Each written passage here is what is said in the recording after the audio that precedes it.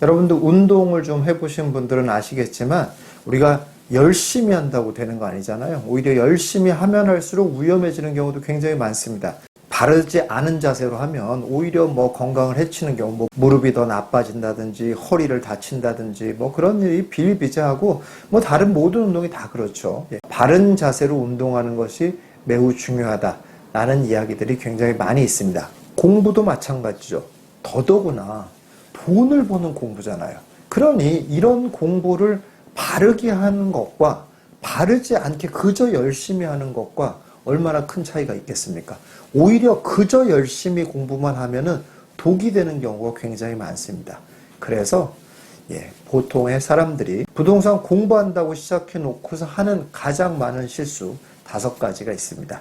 실수에 대해서 얘기해 보도록 하겠습니다. 첫 번째 실수는 뭐냐면은 부동산을 호재 중심으로만 보는 거예요. 이게 사실은 호재를 알아야 되는 거 아닌가요? 이렇게 생각이 들 수 있죠. 맞아요. 호재를 알아야 되는 거 맞습니다. 그런데 공부를 하려고 생각하는 사람들이 호재를 본다는 건 어떤 거냐면 호재를 본인이 많이 캐내면 캐낼수록, 그러니까 남들이 모르는 뭐 숨어져 있는 호재들 이런 것까지 다 캐내면 캐낼수록 그게 돈과 연결된다고 착각을 한다는 거예요. 호재라는 건 뭐예요?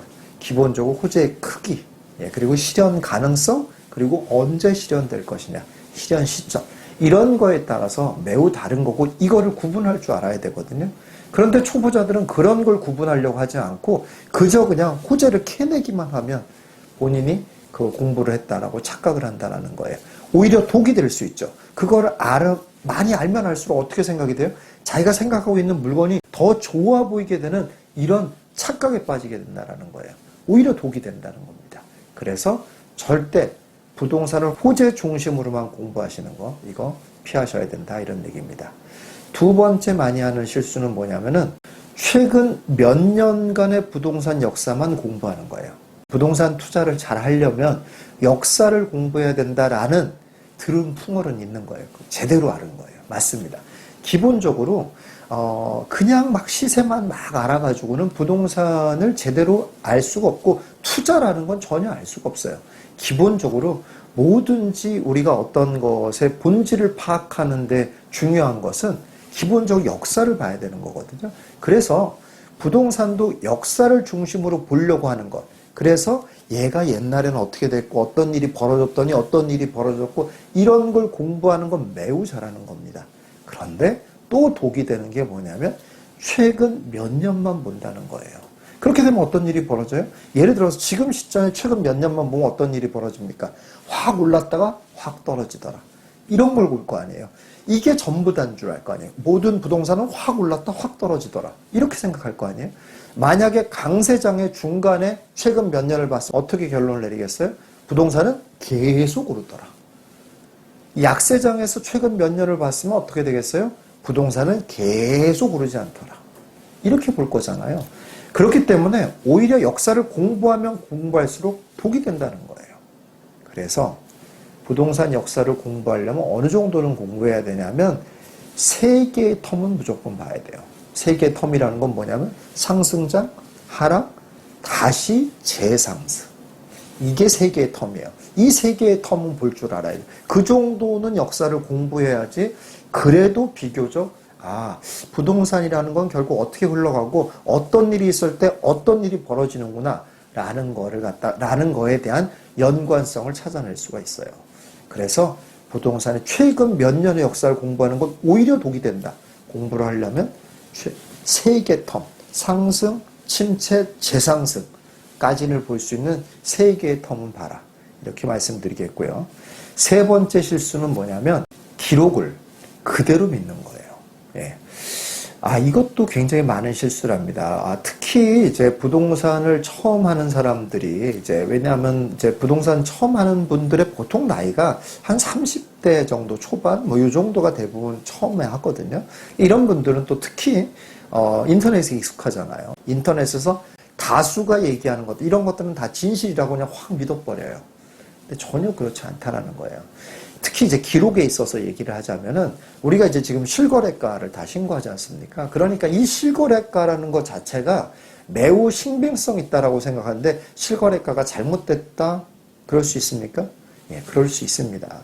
아주 가장 대표적인 두 가지 사례가 있는데 그건 뭐냐면은 일단 솔직히 분양권은 아직도 다운 거래가 횡행합니다. 예, 그러면 그게 그대로 실거래가로 들어가거든요. 이런 거. 근데 그 금액을 실거래가 신고니까 그걸 그대로 본다 이런 얘기예요. 이런 문제가 있고 또 거래가 어느 정도는 돼야지 이 거래 자체의 금액의 신빙성을 가질 수가 있어요. 그런데 거래가 어쩌다 하나 된 것도 어쨌든 기록이잖아요. 그리고 실제 금액이잖아요. 그러다 보니까 이게 시세라고 착각을 하게 된다는 거예요. 그거를 기준으로 해서 뭔가 투자성을 본다고 한번 생각해 보세요. 어떤 일이 벌어지겠어요? 어마어마한 오류가 발생한다 이거예요. 예를 들어서 얘는 여기까지 떨어졌더라. 이런 얘기라든지 아니면 요 정도 금액이 되면 오르더라. 이 정도 비율이 되면 오르더라. 이런 것에 그 수치를 대입할 때 다 기록에 근거해서 대입할 거잖아요. 근데 이 이 수치 자체가 정확한 수치가 아닌 경우도 굉장히 많다라는 거예요. 그거를 아셔야 된다는 거예요. 그래서 열심히 공부하면 공부할수록 어떤 일이 벌어져요? 엉뚱한 수치를 갖다 대는 거예요. 예, 그래서 전혀 다른 결론이 나오는 이런 일들이 벌어진다 이런 얘기예요. 그럼 어떻게 해야 되냐? 예, 사실은 그래서 이제 임장을 하라는 거긴 해요. 예. 그런 전문가들을 활용하거나 현장에 있는 실제 경험한 사람들의 얘기들을 활용을 해서 그런 기록들에 대한 진실을 조금 보충하려고 하는 노력을 꼭 하셔야 된다 이런 얘기입니다. 자, 네 번째 실수는 부동산에 관한 지식만 쭉 늘리려고 하는 사람들. 예, 이게 큰 실수라는 거예요. 근데 우리는 늘 어렸을 때부터 이렇게 공부를 하는 습관이 돼 있기 때문에 뭔가 이렇게 자꾸 머릿속에 많이 넣기만 하면 그게 결과물로 나온다고 생각을 해요. 근데 부동산은 이게 실전이고 돈에 관련된 거잖아요. 그래서 공부처럼 공부를 해서는 절대 안 돼요. 예. 이제 예를 들자면은 뭐 어떤 데를 가면 부동산 공부를 해야 된다고 해서 뭐 지하철 0명을 모조리 다 외우는 거, 뭐 이런 게 과제고 이런 데가 있더라고요. 예. 뭐 그런가 하면, 뭐 지방의 1억짜리 이하의 아파트들은 보통 사람들은 어떤 단지가 있는지도 모르잖아요. 그런 단지들도 줄줄이 외우고 다니는 사람들이 있어요. 예. 놀랍습니다. 그러니까 우리가 시간이 한정적인데, 이렇게 시간을 비효율적으로 썼다가는 정말 효율적인데 시간과 에너지를 쓸 수가 없어진다는 가장 큰 문제가 됩니다. 그렇기 때문에 이렇게 부동산의 지식만 쫙 늘리려고 하는 짓 당장 그만두셔야 됩니다. 그리고 그럼 뭘 해야 되냐? 그런 게 아니라 부동산의 가치를 보려고 하는 노력을 하셔야죠. 가치를 분석하려고 노력을 해야죠. 다섯 번째 실수는 디테일에 빠지는 겁니다. 이런 생각이 들 거예요. 디테일? 디테일을 좀 많이 아니 돈 정말 막 몇 억이 왔다 갔다 하는 일인데 정말 디테일을 알아야 되는 거 아닙니까? 라고 생각하실 수 있어요. 전혀 그렇지 않습니다. 왜 그러냐면 예를 들어서 여러분이 살 집을 구한다거나 할 때는 디테일에 빠질 필요가 있습니다. 그건 왜냐? 사람마다 다 선호도가 다 틀리잖아요. 뭐 하나가 막 이제 어떤 사람은 아무렇지도 않고 어떤 사람은 매우 걸리고 이럴 수가 있잖아요. 예. 뭐 심지어 소음도 어떤 사람은 요 정도 소음은 뭐 아무렇지도 않아라고 생각할 수 있지만 어떤 분은 이 소음이 막 너무 요만큼의 소음 나는 것도 너무 스트레스 받는 사람이 있잖아요. 뭐 별의별 것들이 다 있을 거잖아요. 그러니까 본인이 거주할 곳을 찾는 것에서는 디테일을 찾으시는 게 맞습니다. 그래서 여러 가지를 많이 보시는 게 좋아요. 그래서 되도록이면 자기 마음에 안 드는 요소들이 없거나 또는 어떤 요소들은 최소한 알고 감수할 거냐 말 거냐 이걸 결정하고 들어가는 거죠. 필요가 있습니다. 그런데 투자에 있어서는 그럴 필요가 없다라는 거예요. 왜 그럴 것 같아요? 예. 이런 디테일, 그러니까 뭐 예를 들어서 이런 거죠. 뭐 여기는 주차는 잘 할 수가 있는데 막상 주차하고 내려서 문까지 가는데 거리가 꽤 멀어요. 이런 것도 있고 임대 아파트가 가까이 있어요. 임대 아파트랑 같이 있는 것도 아니고 임대 아파트가 가까이 있어요. 이런 것도 디테일이고 뭐 예를 들어 상가가 조금 보여. 아니 상가가 막 이렇게 전면을 가리고 있는 건 중요한 문제죠. 그러나 가리고 있는 게 아니라 약간 보여요. 이런 것도 꼴보기 싫다 이거죠. 이런 것도 가격 하락 요인이다 이거죠. 이렇게 이런 디테일들을 자꾸 듣잖아요. 그럼 초보자들은 어떻게 생각이 드냐면 이런 것이 다 가격에 매우 심각한 영향을 미친다고 생각해요. 근데 그렇지 않다라는 거예요. 여기서 아니 조금 더 나가 볼까요? 좀 큰 디테일을 한번 볼까요? 예를 들어서 같은 아파트 단지라도 어느 동까지는 이 학교에 배정된다. 어느 동까지는 이 학교에 배정된다. 이런 것들이 있어요. 그래서 이 동들을 더 선호한다. 이런 것들이 있어요.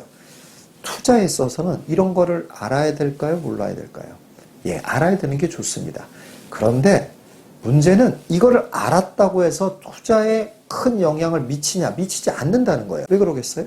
이쪽 동까지는 이 학교에 배정이 돼서 더 좋다라고 한다고 쳐요. 그러면 가격이 어떻겠습니까? 가격이 이미 반영이 돼 있다 이런 얘기예요. 대부분은 다 그렇습니다. 그렇기 때문에 디테일을 많이 안다고 해서 그 가치를 볼 수 있다는 게 아니에요. 오히려 디테일을 알면 알수록 어떻게 되냐면은 그게 가치를 분석하는 데 있어서 방해 요소가 돼요.